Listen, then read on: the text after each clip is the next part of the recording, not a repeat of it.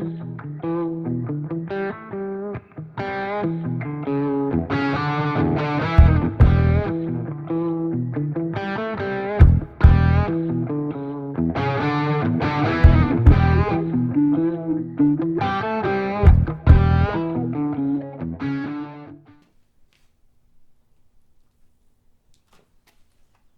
up, guys? My name is Casey with Project 10s. Today we're working on the 2011 Mustang GT. Just got done installing the Airaid cold air intake.